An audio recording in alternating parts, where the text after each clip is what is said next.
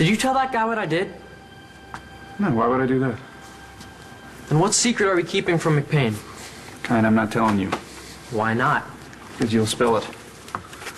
Yeah, I know, you promised not to say anything, but you'll spill it. And before I know it, the secret's not a secret anymore.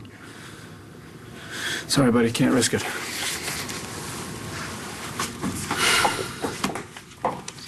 Well, our hearts were in the right place. Yeah, but you know what we did? We made a total mess of things, because that man is nowhere near ready to move on.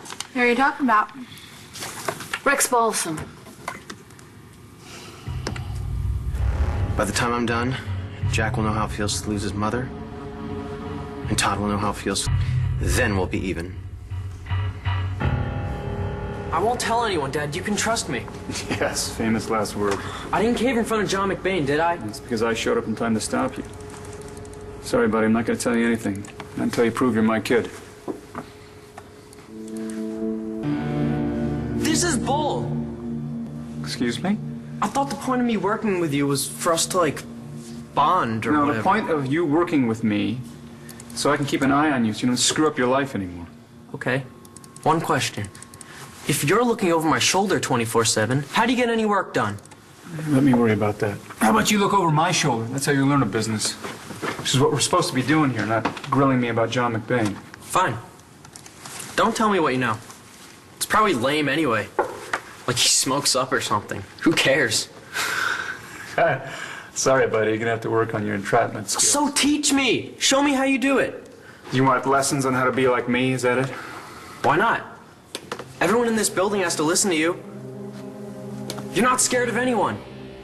And you deal with anyone stupid enough to cross you. What's wrong with wanting to be like that? I hope you don't mean that. I thought you were upstairs with Roxy and Shane. I was. But Roxy's decided she's going to be... So when Rex was finally done, we didn't know what else to say, so we left. I mean, we weren't expecting him to welcome us with open arms. We just wanted to tell him how sorry we were. But he didn't want to hear it. He was angry. Well, I wish you didn't take it out on the two of you. Well, you know, he's grieving, Starr. You know, he lost the love of his life, and he has to have somebody to blame. Jack's friend wasn't enough? Well, Rex claims that he accepts that Jack wasn't involved. But he doesn't want to believe that, though. Would you? Listen, sweetie, I don't want you to worry about it. Taya and I are big girls. We can take care of it, and time is going to take care of this. Eventually, things will calm down. Yeah, but until they do, we have to keep a low profile. Rex and Shane have a lot of healing to do. Well, I'm going to keep Jack away from him. That's my job. Okay, that's a good idea, but Mom, I'm afraid Jack isn't your only problem right now.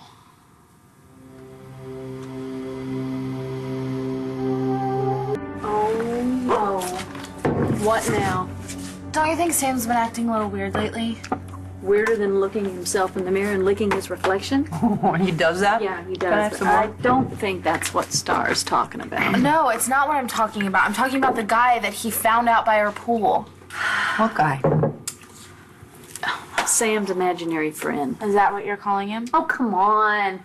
It's so common, it's completely harmless. Doesn't seem harmless to me. Oh, yeah, this from a girl who dumped piranhas in Max Holden's bathtub.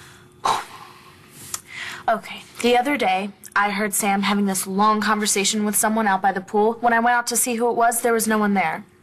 Yeah. Listen, a lot of kids have imaginary friends. Danny certainly did. I think I did. I mean, what makes you suspicious of Sam's? Because Sam said this guy had a line on his face. A line? Like this.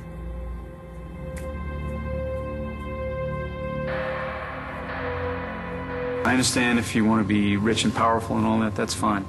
But you don't have to be like me. What's wrong with being like you? Well, I've done a lot of stuff, some bad stuff, and a lot of people hate me for it. And trust me, you don't want 90% of the population wishing your head was on a platter. So I just won't make the same mistakes you did. You're not off to a good start, are you? So teach me what not to do. You at least have to be able to give me some pointers. Or maybe some ammunition. Some ammunition? John McBain's got it in for me. For both of us. If there's anything I could use in a negotiation, wouldn't it be good for me to know what it is? You don't give up easy, do you? No, and neither do you. Which is why we make a good team. I know you've got my back. And I'll have yours. But Dad, you've got to trust me. It's not bad. I guess maybe you do have some powers of persuading. So are you going to tell me the secret? I'm going to let you in on lesson number 1. When in doubt, shut the hell up. Especially when dealing with cops and chicks. Information is power, okay? Right, so give me the information. Not so fast. You never give up what you know unless you know that what you get in return is of greater or equal value. So you want to know what you get from telling me the dirt on McBain? I already know. Is it of equal value? It's of greater value. I get an ally.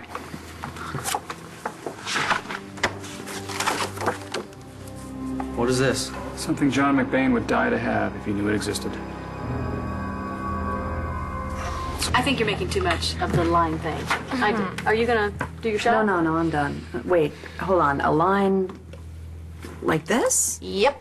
Oh, come on, it's no big deal. Kids come up with stuff like this all the time. The line could be anything. Or it could be something very specific, and I think we both know what I'm talking about. Todd had a line on his face. A scar. So McBain has no clue Liam's his kid? No. And that's the way it's going to stay, right? Unless someday we need a get-out-of-jail-free card. But what do we do in the meantime? I mean, he's going to keep coming after us. Yes, he'll try, but all he's got is Brad's confession. He's got nothing on you. And until he does, we've got other fish to fry, right? Like what? This Japanese company has outbid me for the satellite, so we have to neutralize them yesterday. And how do we do that? We find out everything there is to know about their company, so I want you to get on it. Me? Yes, you. Are you familiar with computers? You know how to operate one? Do some research. They're called origami cogs. You need to take them to task, man, okay? You need to show them that if you mess with a Manning. We mess back. That is exactly what I thought. Sam traces a line right where Dad used to have a scar. That's gotta mean something, Mom. Here's what I think it means. I think that Sam has not seen his father because Todd's been too busy dealing with Jack. So I think it makes complete sense that Sam would come up with an imaginary friend that looks so much like his dad. Except Sam didn't know Todd when he looked like that. Oh, but tell you, wait. Girls, he's seen photos. In fact, I was looking at a photo of Todd and me at our old wedding the other day out by the pool, and that's exactly where you said Sam was talking to his imaginary friend. Right? Yeah, but But nothing, sweetheart. It makes sense. I bet you Sam has that picture with him right now.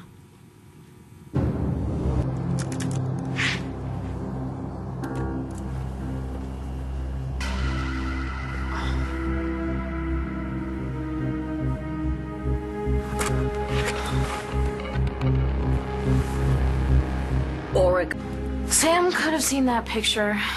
Of course he could have, sweetheart. And if he is missing Dad, then it would make sense for him to turn the old version of him into his imaginary friend. Did you hear that? I want you to write that down. My daughter just said that I made sense. I still think we should talk to Sam about this. We will, sweetheart. I don't think there's anything to worry about. Sam just has a wild imagination, and I believe you did too. When you were his age, you remember The Man on the Wheel? It's a great story. Apparently, you don't remember it as well as I do. What do you mean by that? The Man on the Wheel was real.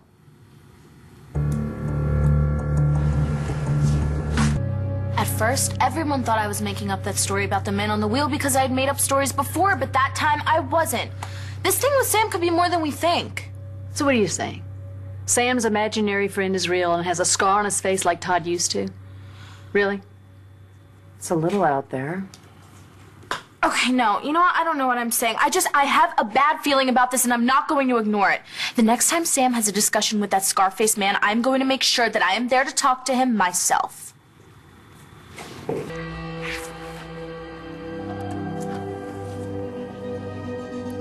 Did you mean Okinawa dogs?